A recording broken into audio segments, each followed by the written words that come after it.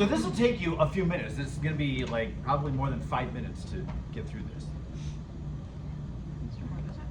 Does it matter Which one you turn around? Yes. Yes, it does matter. And is there a way to tell which one? Yes. These is how you tell. Wow.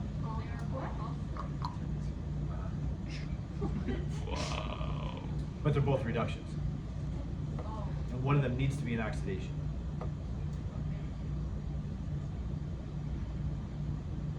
And the reaction needs to be spontaneous.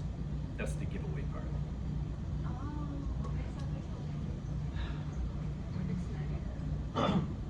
If change in G is negative.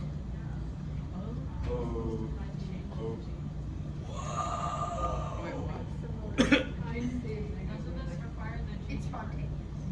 What? Does that mean that this has to be negative? Because they're saying that we need to find a No, this is giving you the information from the Wait, table. we wrote notes on this. Wait, let me go back. Wait, that's why you have to change. Okay, I'm saying, how do you know which one's Oh, spontaneous? wait, okay. The cell has Okay. to equal. Wait, For what? the reaction to happen, the cell total has to equal a positive. Yeah. So that means you can figure out which one to switch. Be greater than 0. That's so awkward though. What am I doing? I know, and you get such a small value for the self. Yeah, and I don't like Really a I dumb don't like that we have to question. switch that one specifically. It looks Yes, yes, agreed.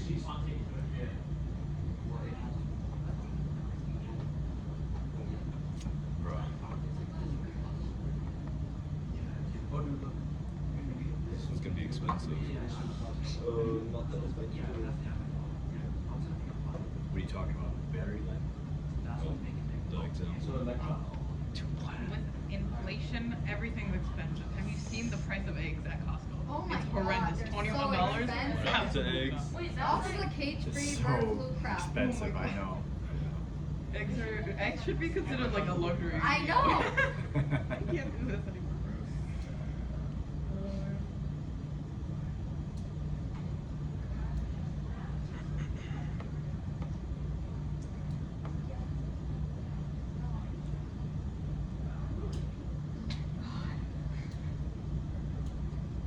I can't draw.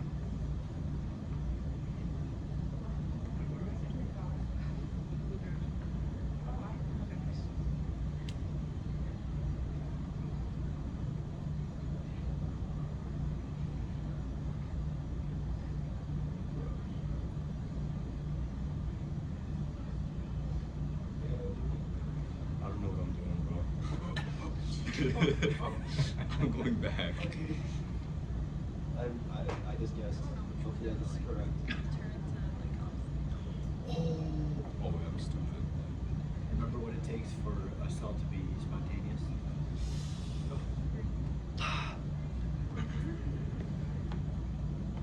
The cell potential has to be positive.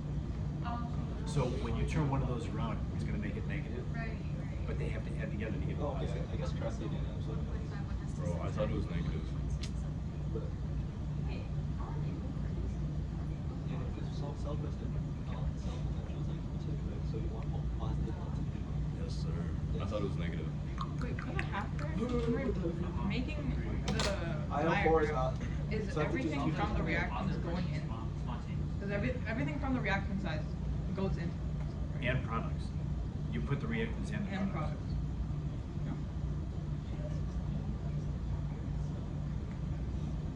They all go in?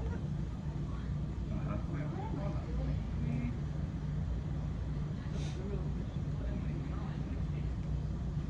Wait, then we have to simplify, or we have to put both of them together, don't we? Or like, can we do it right from like the reaction you gave us? Like, if we were to flip it, don't we need to like make the full balanced equation Yeah.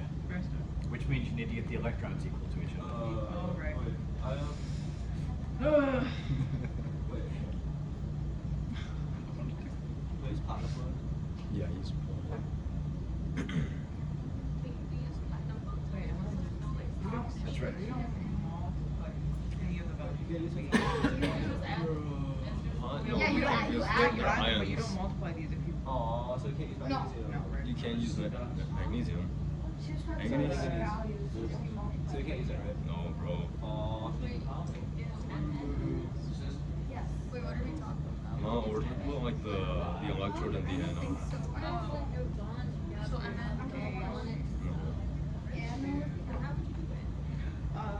It's like, yeah, you just use one. Oh wait. That's what you said. Oh wait. It doesn't matter what side. That's What is this goofy odd equation, bro? Yes. Will you be providing the lead that you said works with? Graphite. We'll use graphite rods. 5, 10, So therefore, 10.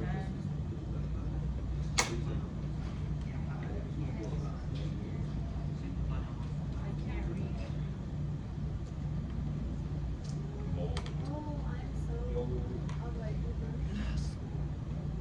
When I show you the whole response to this, I'm also going to give the line notation. It doesn't ask for line notation, but if you have a moment before I start, see if you can do the line notation for this too. I can't.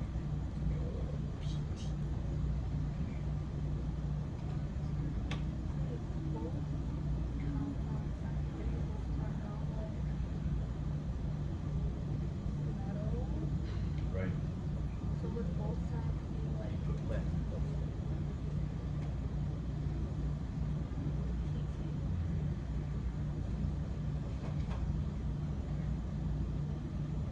oh. I'm stuck. Yeah. Me too. Wait, what? What am I doing? What is this? Qu'est-ce que c'est, bro? Qu'est-ce que c'est? Oh. Is that what they say in France? Qu'est-ce que c'est, bro? Oh my god. Do they have like a way to say bro in I don't French? think No. they don't. How do you say bro in French? Brother, what, how do you say brother in French? Frère, so. Mon Frank. frère. oh, that's weird. What? Does that not mean like? No, that's freak. Freaky. What? Oh. Yeah, no. My bad, bro. Okay, I need a trusted oh. adult to help me through this, bro. I don't know, man. Is it the right order? Yeah, class go first. Chaperone. Well, yeah, but isn't Chaperone. oxidization always on the left? Oh, you're right.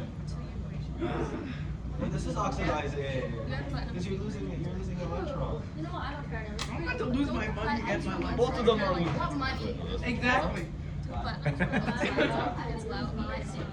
don't know what's happening, Isn't the bro. IO4 minus oxidizing because the hydrogen is No.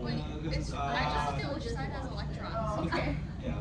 Oh my I is god. -8 and then it goes to -6 oxidation. Like the bank of the curl. Bro, what the schmuck is this? The Wait, bank. shoot. Am I trolling? Wait, I don't know how to do the balanced equations, yo. Me neither, bro. I don't remember how to do redux. You don't have to add them back together. Wait, what? Yeah, that's what I did. It doesn't look right, though. Yeah, yeah, that's right. When this is balanced, you have to have the electrons equal to each other. So the 2 electrons and the 5 electrons must wind up being equal to each other. So you multiply the iodate, the per iodate ion reaction times 5, and then the manganese 2 reaction times 2. Yes, to get 10 electrons each. Does it ask for the overall? It does. Says give the overall balanced equation. We'll have to do that. Oh, that's why we need it. I was kind of confused on why. Oh, I forgot to multiply. Oh no. When you're balancing the electrons, you wouldn't like multiply the oxidation substitution, like whatever that is. Right. Even though I'm multiplying this thing through by 5, I do not change this. Because that little naught sign means 1 molarity. So even if I double or change the coefficients on this, I'm still at 1 molarity for everything. Yep, that's why that potential doesn't change. So yeah, the cell potential on this winds up being 0.09 volts. It's almost at equilibrium already. It's kind of a dumb question because you're doing all this work for like 0 voltage. For virtually 0 voltage. Yeah. Why is there The 2 plaid. Did I write it wrong? Yeah. I did write it wrong, yes. I don't know what I was looking at. But yes, it's 4. Thanks. Thank you. Yeah.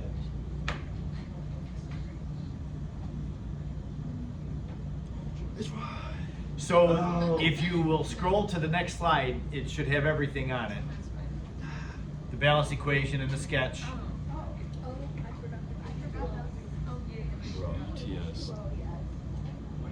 Don't put into that sentence. Wait, isn't magnesium a metal? Manganese, yes, is a metal, but manganese is not part of this reaction. If you look at the half reaction, it does not have neutral manganese. Oh. So that means you don't use manganese for you got one ion changing to another ion, use platinum. Even if your ions contain a metal. Okay? Yeah. Why do you need to add like H2, sorry not H2, like H plus and for like the drawing? The drawing has to have products and reactants. And so both half reactions contain hydrogen ions. Oh, okay. Wait, So we don't they have need to the be in there. H2O And so one side only has H plus, do you only include it? Part of the one reactor. side and not the other? Yes, You just that's make right. it H plus? Yep. Bless Wait. you. Wait, I thought there was Wait, H2O. Mr. Morris, so we don't add the H2O in? Right, you don't have, because I have this line right here, that implies that the whole medium is H2O. So you don't have to, you don't ever have to show the H2O. Even if, like in this case, it is a reactant, it's just implied that the H2O will be gobbled up, you know, and as the IO4 is called per iodate. So as that is reducing, it's using water. Yes? If H plus was not there on like both sides, wait, hold on, okay. In Both what ha- scenario would H plus not be on both sides? Both half reactions contain hydrogen. This is one half reaction, it's got hydrogen as a reactant. That's the oxidation half reaction, it's got hydrogen as a product. It's got to be in both.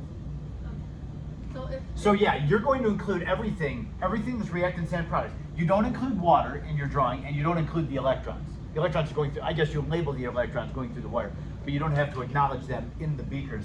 So yeah, the reduction half reaction should have iodate ions, hydrogen ions, and this is per iodate, sorry. Per iodate, hydrogen, and iodate. And the only other two things in there are water and the electrons. And then your oxidation half reaction should contain manganese 2, permanganate, and hydrogen ions. So yeah, So they we get have everything both. from the half reaction. Mm-hmm. So if the half reaction one of them doesn't have hydrogen, you wouldn't add Yeah, it? you would not add it. If the balanced one did. Okay. Once it's balanced, yeah, you take the balanced half reactions and that's what tells you what to put in. Yep. Okay, so I'm glad that we did this. It took us a while, but that was worth doing. I would also mention the line notation. The line notation, remember, does not need to be balanced. Remember, we're going to put in for the line notation the anode on the left, the cathode on the right. The first thing in the anode needs to be the electrode for it. That was platinum. And then the reactants and products of the oxidation at the anode are all aqueous. So it will be this, what I'm writing in red up here is the anode. So it's manganese 2. You don't have to put the water in there, even though water is a reactant. We just never put the water into line notation. Oops, and then I put H. Mn plus 2, comma, because it's the same physical state as the products, MnO4 negative, comma, H plus. Reactants and products are all the same physical state, so we separate them with commas. And you just have to know that on the far left is the reactants and on the right is the products. And with a little bit of chemistry intuition, which all of you have at least a little bit of chemistry intuition, it should be pretty obvious where the reactants end and where the products begin. Like, I know that these two can't be the reactants where this would be the product. That can't be. So it's gotta be this is reacting and then those two things are made. And of course, you know, we have the water in there as well as part of the reactants, but it's not shown. Then for the other side, the cathode, it's going to be the same thing, reactants first and then products. So the per iodate ion, IO4 with the -1, comma, hydrogen ions, also aqueous, comma, and then the iodate, IO3, and that's it. And then platinum. That would be the line notation for that one.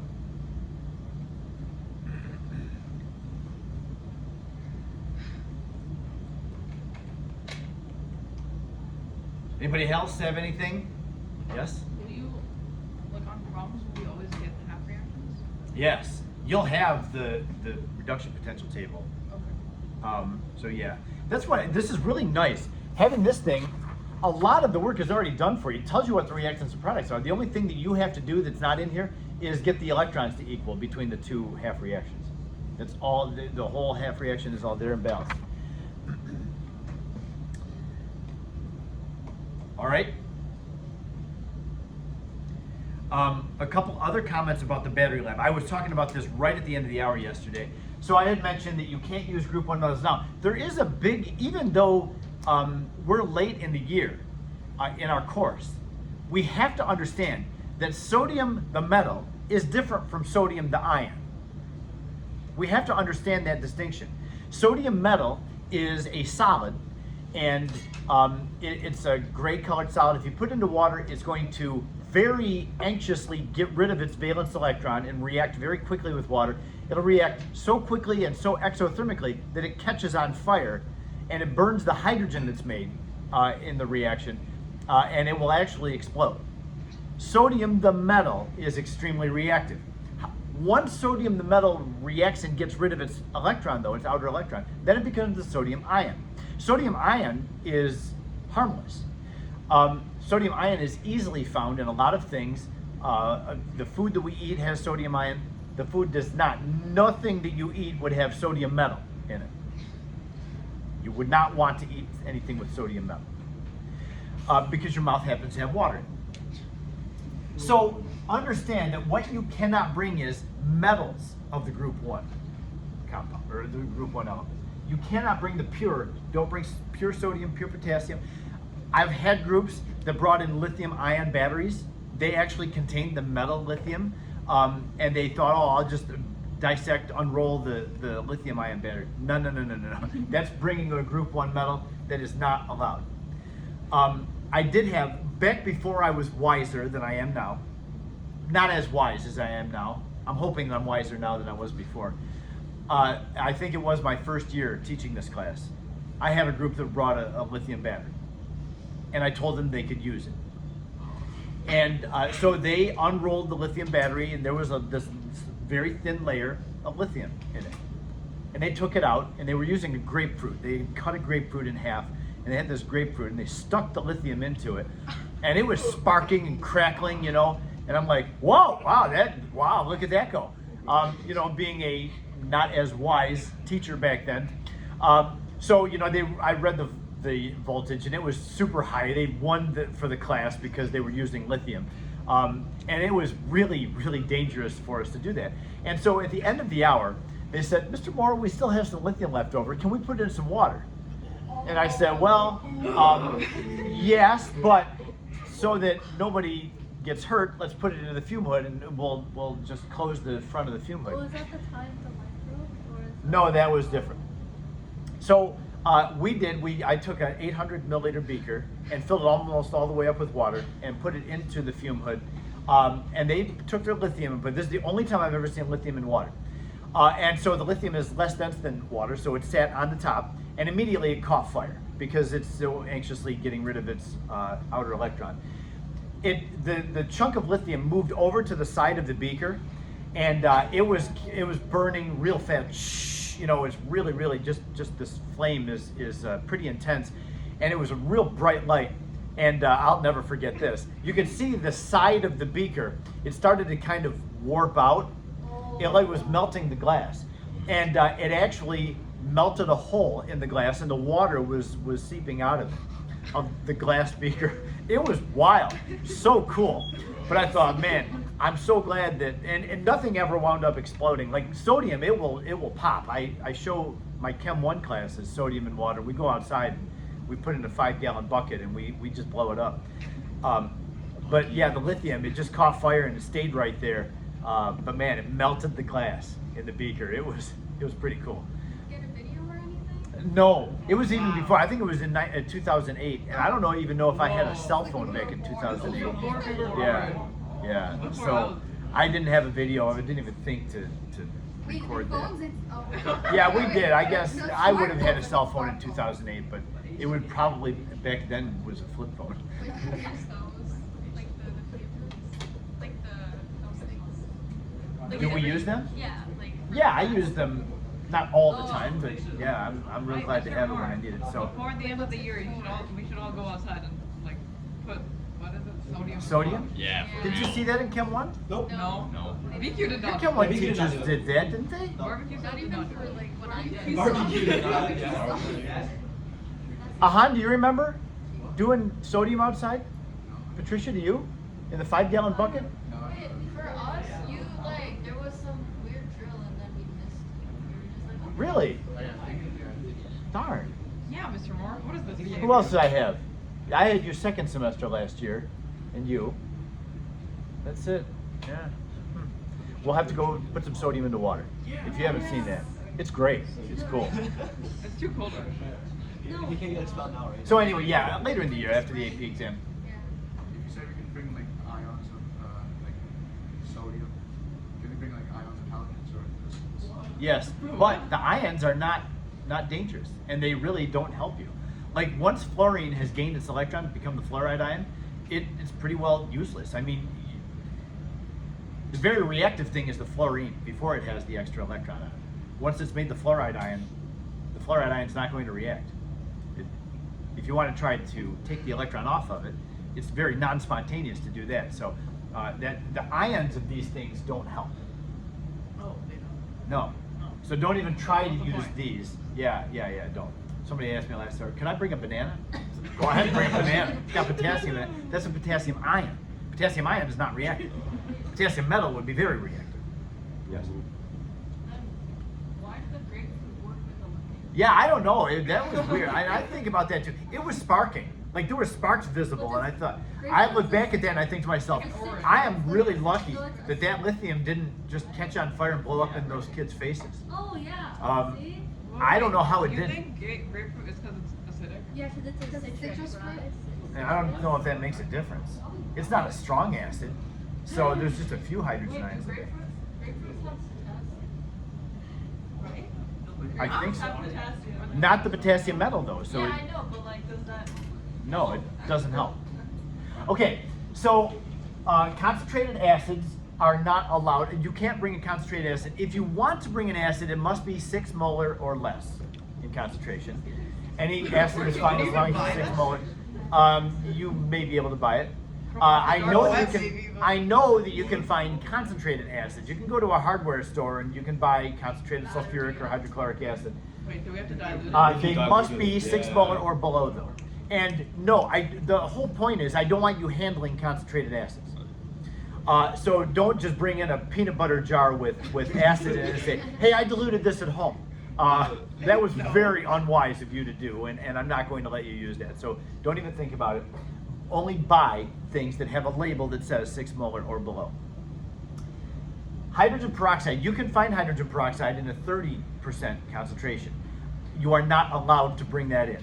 And the same thing with hydrogen peroxide. Don't bring in, some generic container of it and say, oh, this is just diluted hydrogen peroxide, it's 10%. I am not going to let you use that. I don't want you getting 30% hydrogen peroxide. One time in my career, have I touched 30% hydrogen peroxide. I had it on a watch glass. I can't remember what I was doing with it. But so I grabbed the watch glass and put my thumb into the hydrogen peroxide. Now what you buy at the grocery store or drugstore is 3%. And that you can put in you can actually swish that around in your mouth. Oh.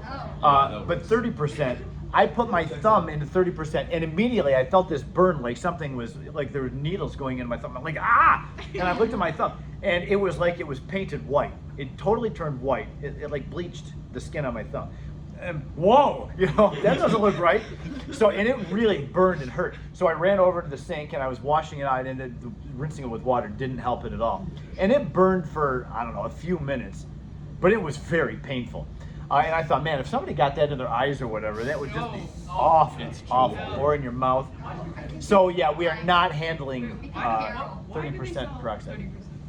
You can find 10% hydrogen peroxide. Yeah, but I'm not why, gonna. why do they sell 30%? Like, what is it used for?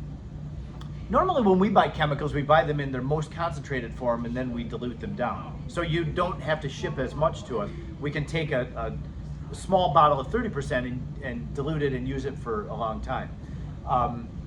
That normally is a way just to save on shipping costs and the volume of it. Sometimes though, I have demonstrations sometimes I do in Chem 1 that I use 30% peroxide for. Yeah, just it's more concentrated, the faster it reacts, the more dramatic. Yeah, phlogiston demonstrations. You should do Sorry for that us. all we do is Come on, bro. pain and toil around here. Where in Chem 1 they laugh and have fun and Yeah, that's they not fair, burn Mr. stuff. Moore. You should treat all your classes Yeah, the with same. You quality. clearly have favorites. Yeah. Yes, I do. Bro. But you'll never know, because I'll never say out loud. Wait, will you tell us next Is year? third hour your favorite AP? I know. Yeah. It's definitely not. I do have a favorite hour, but I'll never say out loud what it is. It's obviously us. I saw Here's what I am providing for you. I will provide porous cups, and the beakers, of course. I'll provide wires, so you don't have to bring all that stuff in. I will also provide some 1 molar acid, strong acid. I'll have 1 molar sulfuric acid for you.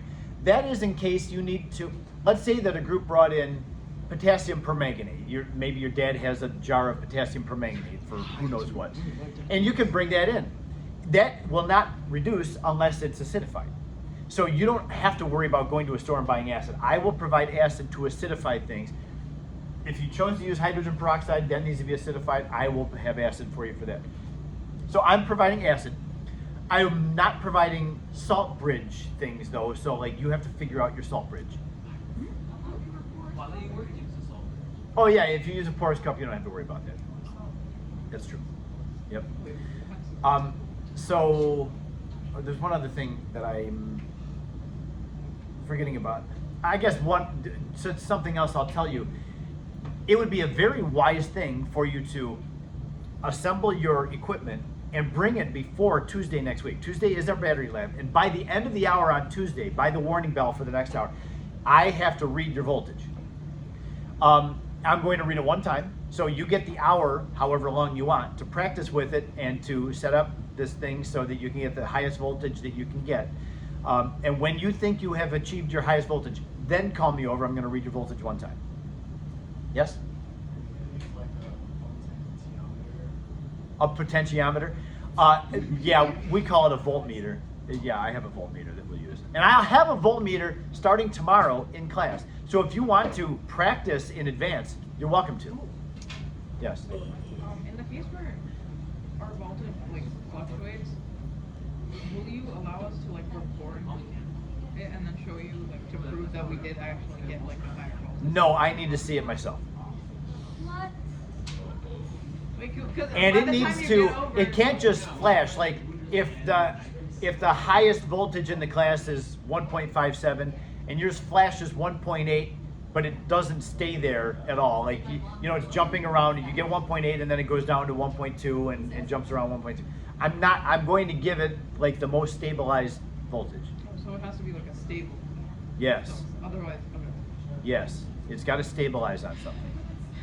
And if it's jumping around, you know, I'll take like the average of whatever the jumping around So was is. that highest voltage, the 9 volts, was it from that lithium reaction? No. That was several years ago. I don't remember what they used.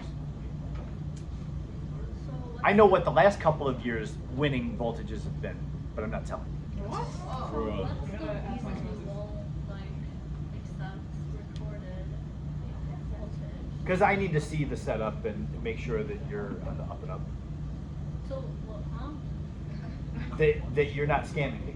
Okay, but if it's on recording, how do we scam you? if we record can't edit a our video that setup, fast. if we record our setup. No, process I need to as see well- it. Wait, it's not negotiable. I think you should be more lenient. There was, it seems like there was something else too that oh yes, the 2-cell part. I am going to allow you to use a 2-cell battery, which will double your voltage compared to a 1-cell battery. 1 cell would be where you have just a galvanic cell with an anode and a cathode. That's a 1-cell battery. You can double the voltage if you want, and use two cells where you have an anode and cathode, and then you'll have a second anode and cathode. Same reaction, but just two setups of them. And you will connect the cathode of one cell to the anode of the other cell, and then hook the other anode and cathode up through into the voltmeter. That will double your voltage. You can do that if you want to. If you want to keep it simple, as long as you can get 1 volt, you can get full credit for it. You can get a 10 out of 10. Now there is a short written part of the lab as well that we'll talk about. But yeah, I am allowing you to use 2 cells. And here's an example. Potato. Got some potatoes, and we have Oh, this I've- thing. Have you seen this before? I feel like I feel like I've This seen little it. window has a clock inside of it. And what time is it according to the clock? It's not on. Clock is not on. There isn't even a battery in the clock. All there is 2 wires that have, one wire has brass and one wire has zinc. And if I take a potato and push the zinc electrode into it, now if I push the brass electrode into it, I don't know if it'll, yeah, we get nothing. However, take the brass out, I have another wire, in here. This wire also, we call this a jumper wire. This is what goes from one cell to the other cell. There's already, out of the clock, the zinc electrode is sticking in the potato. I'm going to take the other wire and put the brass electrode into the potato as well. Now this is just attached to nothing right now. So brass from this jumper wire is in here. My second potato, I'm going to put now the zinc from the other end of the wire into the potato. Now there's still one wire. That if when I put that wire into this potato, it will complete the circuit. I'll have a 2-cell battery. It's Nothing? not working. Sometimes it needs a little bit of persuasion.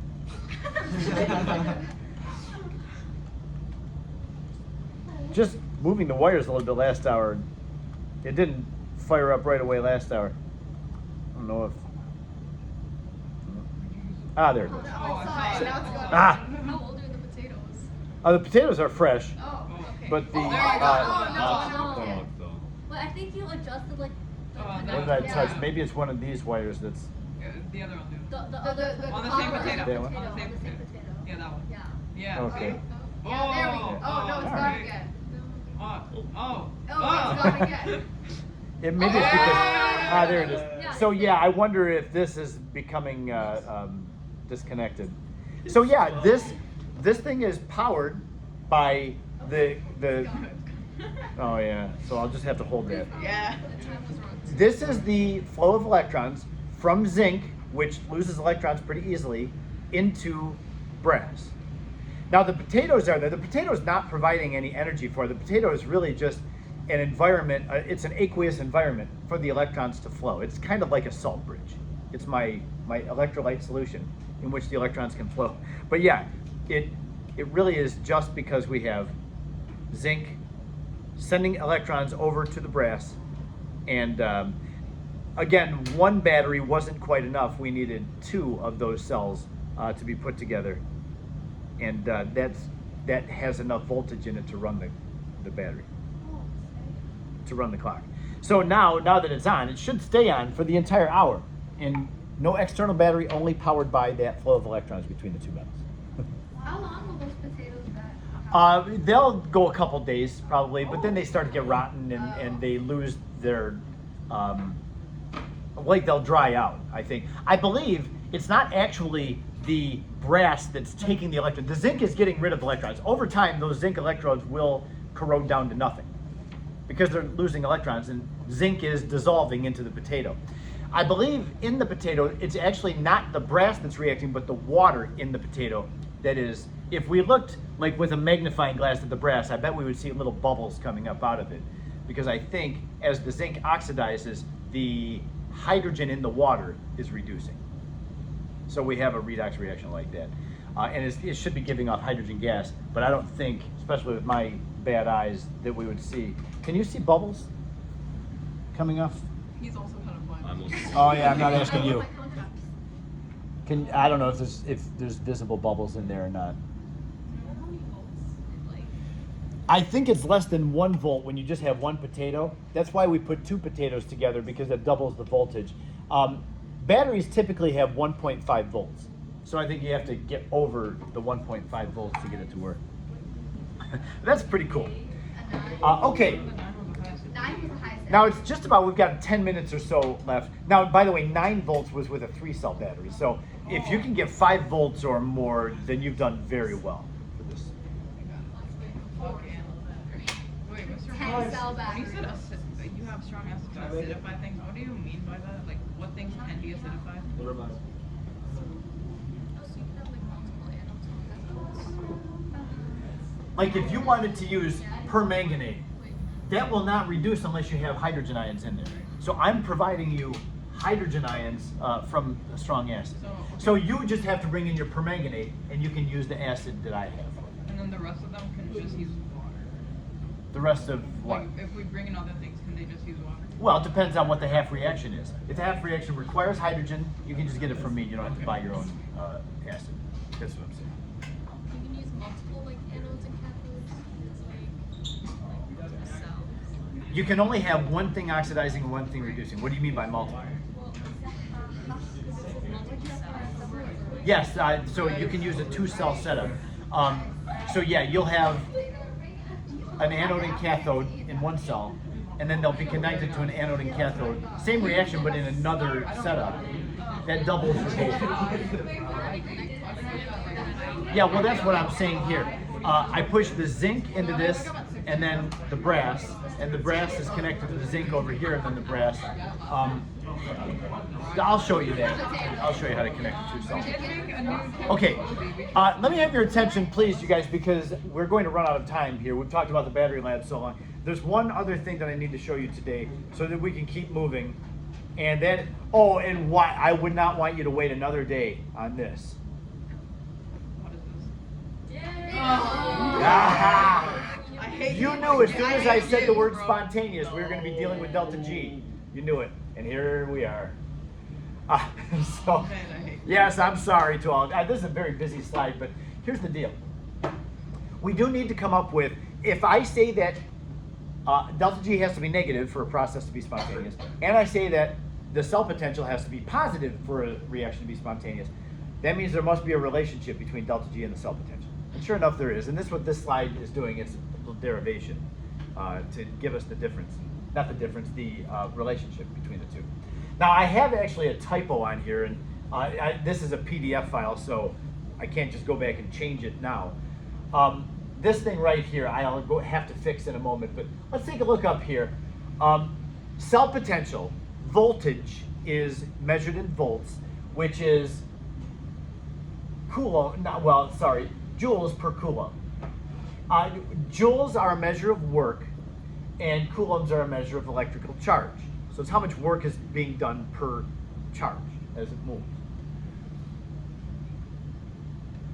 Now I've taken that word relationship and just used symbols for it. Cell potential equals work over Q. Q is the symbol for charge. A definition of charge, I'm going to give you a horrible definition of charge. When you take an advanced physics class, like any of you that take AP Physics C or AP Physics 2, you're going to have to spend a lot of time on charge, electrical charge. What is electrical charge? We know that electrons are negatively charged, protons are positively charged. If those two are around each other, they'll be attracted to each other by their opposite charges. But what gives the electron that negative charge? And how is that different from the proton's positive charge? I don't know, we just know that oppositely charged things attract, right? What is the charge? What causes charge? I don't know. I'm a chemistry guy and a really smart physics person that can understand it, can maybe give an explanation of it. I've got 2 students in my first hour class that both have AP Physics, and neither one of them was able to give an absolute definition of what charge is. Like if you ask me what a mole is, I say, oh, that's easy. A mole of something means you have 6.02 times 10 to the 23rd. It's a counting number. And mole is not difficult to define. But charge, I don't know what charge is. I know that negative charge is attracted to positive charge, but what gives that negative and positive their actual charge? I don't know. It has to do with spin, and it has to do with if I have an electron here and an electron here, how much force is pushing them apart. But that still doesn't explain why they have charge, like where the charge came from. So here's my very lame definition of charge. And I fully admit that this is not really a true definition. So here it is. What is charge? And then my answer is, well, we measure charge in coulombs. It doesn't say anything about what it is, though. 1 mole of electrons, which we know has charge, has a charge of 96,485 coulombs. You just put it as a count number. As a, As like, you know how you said moles are. yes, right. Yep. So this number is known as Faraday's constant.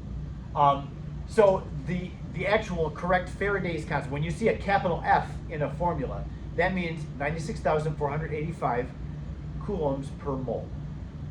Mole of electrons. That's what we're going to use for charge. That's our understanding of charge. Since we're talking about redox reactions and we're talking about the flow of electrons, we're going to need to take advantage of that constant value. So that means this: the total charge of a system is going to equal the number of moles times Faraday's constant. Now, if you have 1 mole of electron, when I say moles, I know that NPV equals nRT, N represents moles. Specifically, when we're talking about redox reactions, though, the N is going to refer to how many moles of electrons are being transferred. That's what these reactions are all about, is the transfer of electrons. So if you have 1 mole of electrons that are being transferred, that means that there's 96,485 coulombs of charge being transferred. If you have 2 moles, then you multiply 2 times 96,485. By the way, that number, we always just have to have students memorize the number, 96,485. It's not that hard to remember, it's fine. But I see that the equation sheet has that number on it. So you'll get that number, and you'll use it. So remember up here I had said the cell potential is work over charge. Now we have an expression for charge, and so we can rewrite this cell potential relationship. Cell potential equals work over N times Faraday's constant, moles times Faraday's constant. Okay, now here's the next step, is where I went back. This is not true.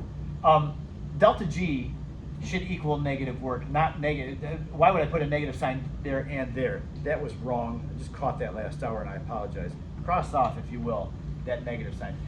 Now, why is that work negative over on the other side? It just is a sign convention that we use in science that says that delta G represents an amount of energy. When energy is transferred to work that is done on the surroundings, the work is defined to be negative. Like when a balloon expands, it's pushing back on the surroundings, and so it's losing its internal energy, therefore the work is known to be negative. You know, remember the expression work equals negative P delta V? We used that back in chapter 6, the thermochem chapter. That's what's really being portrayed here. Delta G equals negative the amount of work. And that has to be correct, because that means this: if I set the work equal to negative delta G, then I have cell potential equals negative delta G over NF. And solving it for delta G, this is what we come up with. And therefore, this is the relationship between delta G and the cell potential. This is why, if the cell potential is positive, the thing will be spontaneous, because delta G will be negative. N is always a positive number. It's the number of moles of electrons. F is a constant, which is a positive number.